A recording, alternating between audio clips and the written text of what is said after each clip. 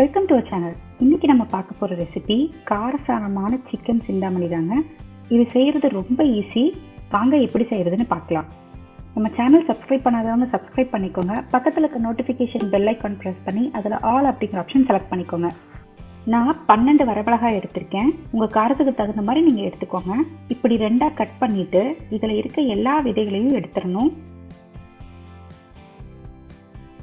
இந்த மாதிரி எல்லாத்தையும் நான் எடுத்து வச்சுட்டேங்க. ஒரு கடாய் வச்சு 2 டேபிள் ஸ்பூன் நல்லெண்ணெய் ஊற்றிக்கலாம். கண்டிப்பாக நல்லெண்ணெய் யூஸ் பண்ணுங்கள், அப்போ தான் ரொம்ப டேஸ்ட்டாக இருக்கும். 200 கிராம் அளவுக்கு பொடியாக நறுக்கிய சின்ன வெங்காயம் சேர்த்து வதக்கிக்கலாம்.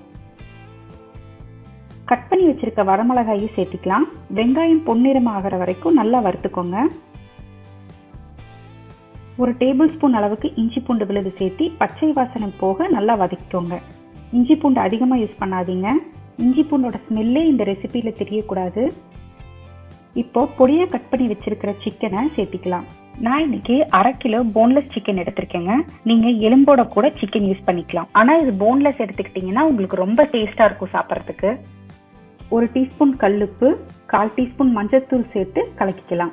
இந்த ரெசிபிக்கு சிக்கன் இந்த அளவுக்கு பொடியாக கட் பண்ணுங்க. பார்க்குறதுக்கும் நல்லாயிருக்கும், சாப்பிட்றதுக்கும் ரொம்ப டேஸ்ட்டாக இருக்கும். தேவையான அளவு தண்ணீர் ஊற்றி கலக்கி விட்டுக்கோங்க. மூடி வச்சு ஒரு 15 நிமிஷம் வேக விட்டுக்கலாம். பாருங்க, மிளகாயோட கலர் எப்படி இறங்கியிருக்கு.